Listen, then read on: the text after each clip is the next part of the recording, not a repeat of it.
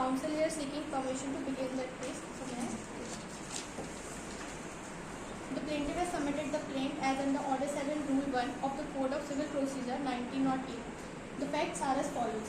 Plaintiff here filed a suit for declaration of ownership and also for the recovery of possession of land bearing survey number 1011, area 8 acres, situated in the village Bareilly, district Raisen, Madhya Pradesh, against his cousin brother, defendant D.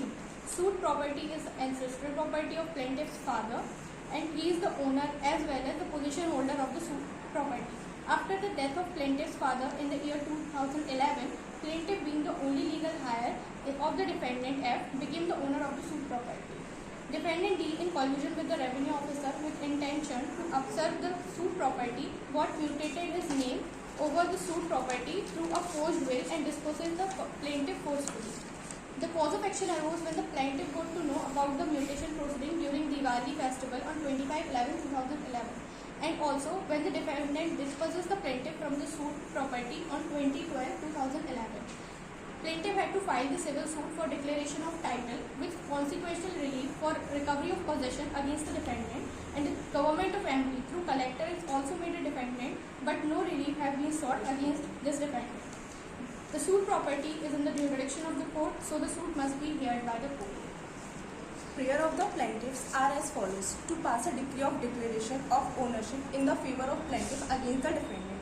Second one is to pass a decree of recovery of a possession in favor of plaintiff against the defendant. And the third one is that award the cost of suit in favor of plaintiff against the defendant. Pass such other and further order as may deem fit and proper on the fact and the circumstances of the case. And the evidence of plaintiffs are as follows. Firstly, the plaintiff examined himself and one more witness number W. Plaintiff substantially reiterated his pleading in his statement. He also added that the defendant has misused the trust of his father, got fabricated a forged will in his favor by getting his father's signature on a blank paper. It is also overt that at the time of execution of the will, his father was not in a fit state of mind. And the second one is that witness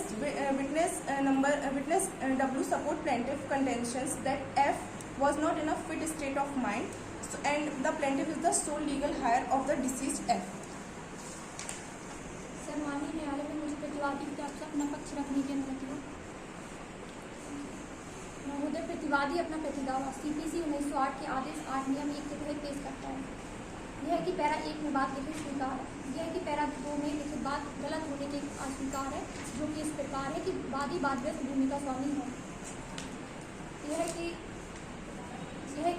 para 3 में लिखित बात अस्वीकार है, जो कि इस प्रकार है कि वादी को कब्जे से जबरन बेदखल कर दिया है। यह है कि पैरा 4 में बात अस्वीकार है।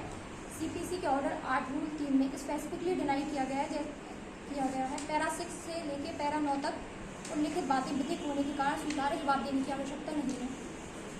विशेष कथन: प्रतिवादी ने वादी के द्वारा बात पत्र में किए गए अभिवचनों से इनकार करते हुए यह विशिष्ट रूप से अभिवचनित किया है कि प्रतिवादी को लिखित कथन के अनुसार वादी वादग्रस्त भूमि का स्वामी नहीं है।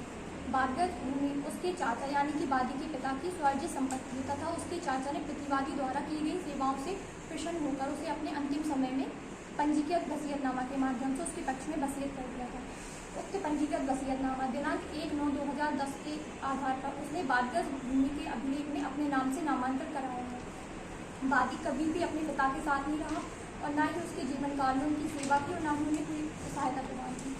वादी का वादग्रस्त भूमि पर न ही कोई अधिकार है न और प्रतिवादी के पक्ष में रजिस्टर्ड वसीयतनामा है, जो कि एविडेंस एक्ट 62 के अनुसार प्राथमिक साक्ष्य से न्यायालय के निरीक्षण के लिए पेश की गई दस्तावेज से अभिप्रेत है। एवं CPC के आदेश 8 नियम 1A में अनुज्ञेय प्रदान करने का दस्तावेज है। इसमें सर एक केस है सुगंधी वर्सेस P राजकुमार, जिसमें न्यायमूर्ति अब्दुल नज़ीर और न्यायमूर्ति संजीव खन्ना ने ऑर्डर 8 और रूल 1A में हवाला देते हुए कहा था कि यह बचाव पक्ष को अपने पास उपलब्ध दस्तावेज को कोर्ट के समक्ष पेश करने का अधिकार प्रदान करता है तथा उसके लिखित बयान को फाइल करने का भी हक देता है। सर, इसके अतिरिक्त यह वाद वर्ष 2016 में पेश होने के कारण निराशाजनक रूप से समय बाधित भी है।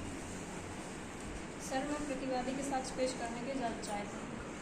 तो प्रतिवादी ने अपने कथन में जवाबदारी में अविवचनित तथ्यों का समर्थन किया है तथा उसने अपने चाचा एफ के द्वारा उसके पक्ष में निष्पादित रजिस्टर्ड वसीयत का भी समर्थन किया है तथा आगे यह भी व्यक्त किया है कि वसीयत के निष्पादन के समय एफ का मस्तिष्क स्वस्थ अवस्था में था। अब प्रतिवादी द्वारा यह अन्य साक्ष्य W2 को भी प्रस्तुत किया गया है जो प्रतिवादी के सभी वचन का समर्थन करता है कि प्रतिवादी वादग्रस्त संपत्ति पर वर्ष 2011 से कब्जे में था तथापि यह साक्ष्य वसीयत के निष्पादन के संबंध में मौन रहा है। प्रतिवादी ने प्रदर्श D1 लगाए D5 की दस्तावेजी साक्ष्य के संबंध में प्रस्तुत की है जिससे यह प्रकट होता है कि कथित भूमि एफ द्वारा अपनी स्वयं की आय से खरीदी गई थी। प्रतिवादी ने रजिस्टर्ड वसीयतनामा प्रदर्श D6 अपने समर्थन में प्रस्तुत किया है। अब प्रतिवादी का तर्क है कि वसीयतनामे के आधार पर वादग्रस्त भूमि का स्वामी है और यह जो समय बाधित है। The plaintiff urged that the will is not true. He is the owner of the suit property, being the only successor. Under Section 8 of Hindu Succession Act 1956, firstly, upon the heir being the relative. Secondly, if there is no heir of class 1, then upon the heir being relative. And thirdly, if there is no heir of any of two classes, then upon the agnate of the deceased. And the lastly is that if there is no agnate, then upon the cognate of the deceased. So here the plaintiff being the only legal heir of the deceased F. So regarding registered will, defendant had said that uncle may over the land to him through registered will. But as plaintiff already stated that the defendant misused the trust of his father and got the fabricated forged in his favor by getting his father's signature on a blank paper. And also his father is not in a fit state of mind. This contention of plaintiff is also supported by witness W and also the defendant witness W2 kept silent regarding the execution of the will.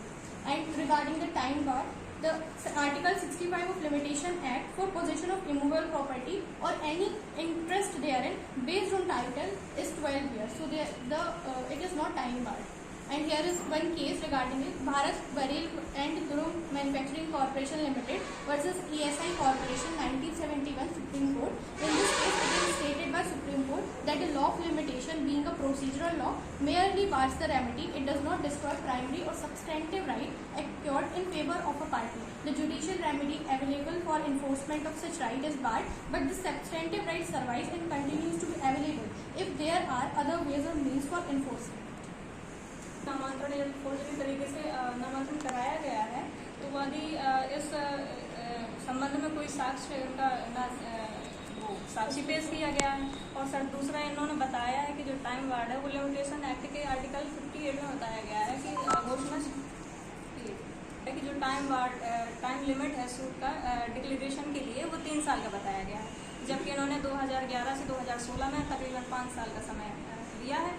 उसके बाद ये किया तो वो time ward माना जाएगा।